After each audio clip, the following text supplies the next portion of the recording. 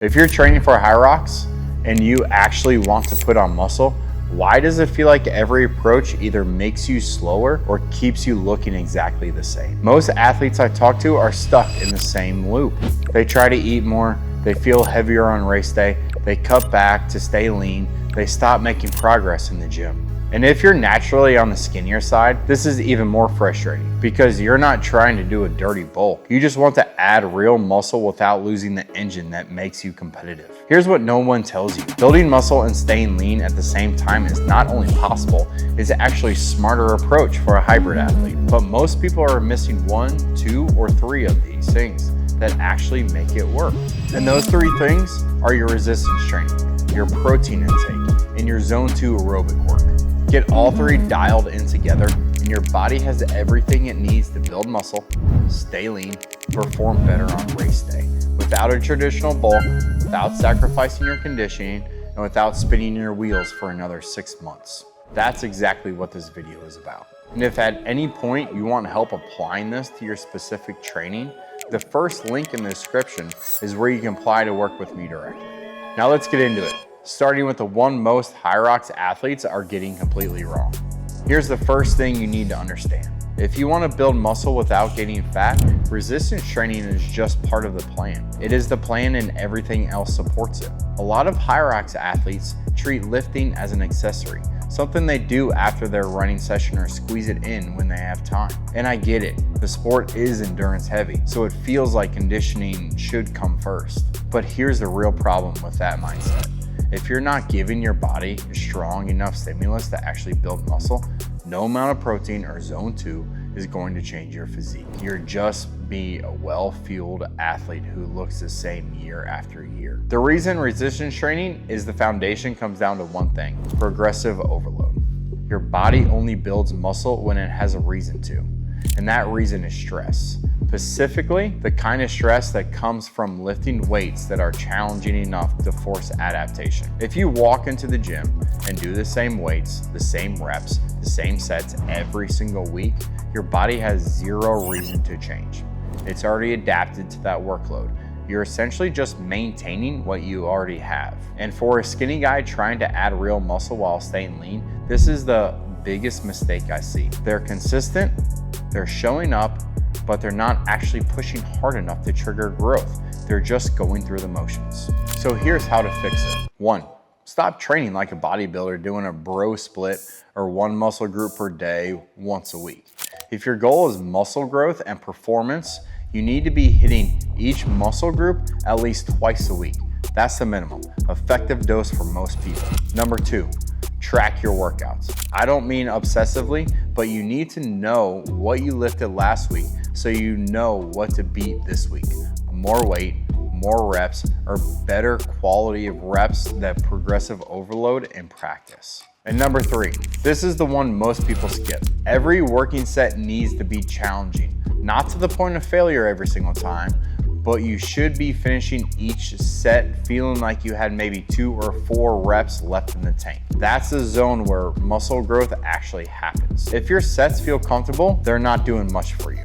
For HYROX athletes specifically, I'd recommend building your resistance training around compound movements, squats, deadlifts, rows, presses, because these carry over directly to the station performance and overall strength on the race.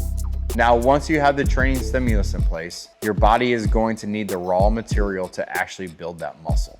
And this is where most people are quietly sabotaging themselves without even realizing it. Point 2, eating enough protein. The second piece is protein, and I want to be direct with you here. Most people who think they're eating enough protein are not eating enough protein. This is not about being obsessive with food. It's about understanding that protein is the literal building block of muscle.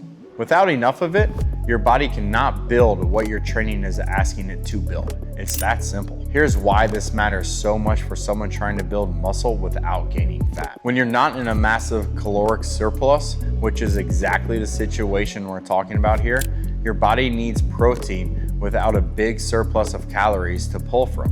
Protein becomes the primary driver of muscle protein synthesis. Think of it this way. Your training is a signal, protein is the material.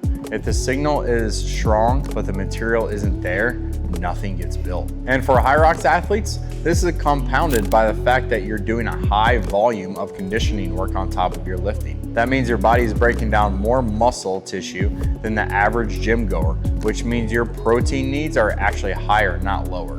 A lot of athletes I work with are eating what feels like a lot of food, but when we actually look at the numbers, they're coming in at maybe 100 to 120 grams of protein per day. For someone trying to build muscle and perform at a high level, that's just not enough. The general target I use with my clients is around 1 gram of protein per body weight per day.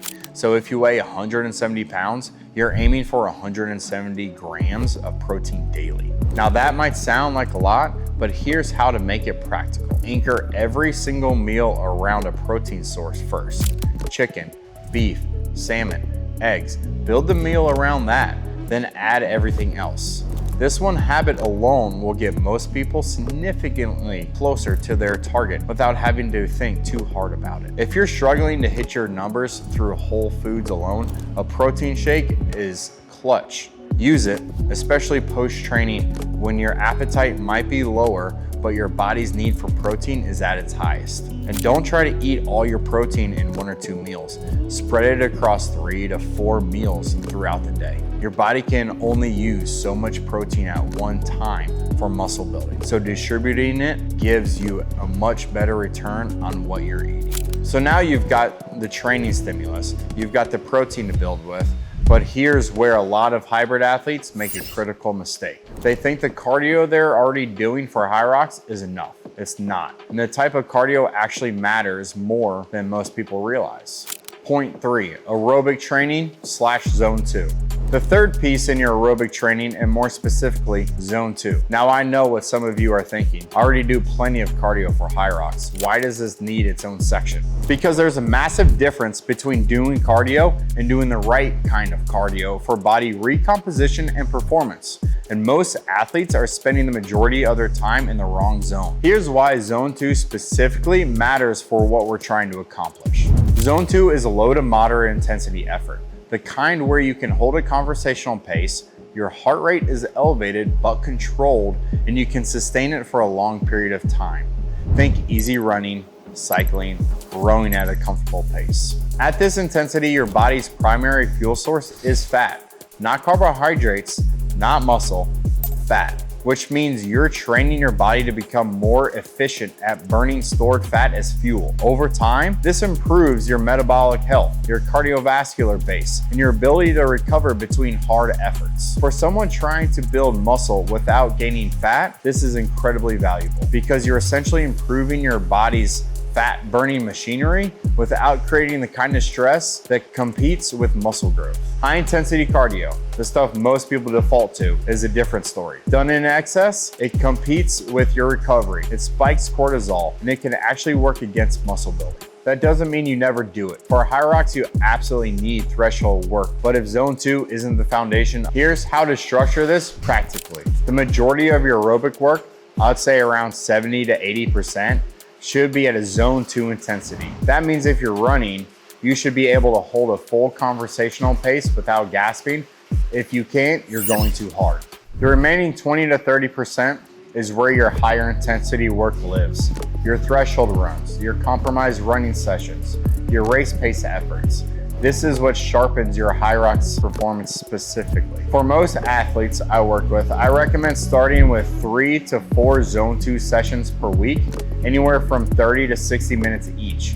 You don't need to go longer than that to see the benefits, especially when you're also lifting. The key is consistency over intensity. A steady zone 2 practice built over months will do more for your body composition and your race performance than hammering yourself with hard cardio sessions every week and wondering why you're not recovering. And when you combine this with the resistance training and the protein we already talked about, your body now has the full picture. A reason to build muscle, the material to build it with, and an aerobic system that supports fat burning and recovery at the same time. Now you have everything you need to start building muscle without gaining fat. Whether you're training for HYROX or just trying to build a body that actually performs the way it looks. But here's the reality. You've got 2 options from here. You can take this information, try to figure out on your own, Spend the next several months guessing, adjusting, and seeing little to no results. Or you can work with someone who's already been through the process, knows exactly what works, and can build a plan specifically around you, so you're not wasting time on things that don't move the needle. If you want that person to be me, click the first link in the description and apply for coaching. And if you're not ready for that yet, no problem at all. Subscribe and check out this video next, where I break down the exact method you need to start taking real time off your HYROX race time. Because for a lot of athletes, that's the other piece of the puzzle that's still holding them back. See you there.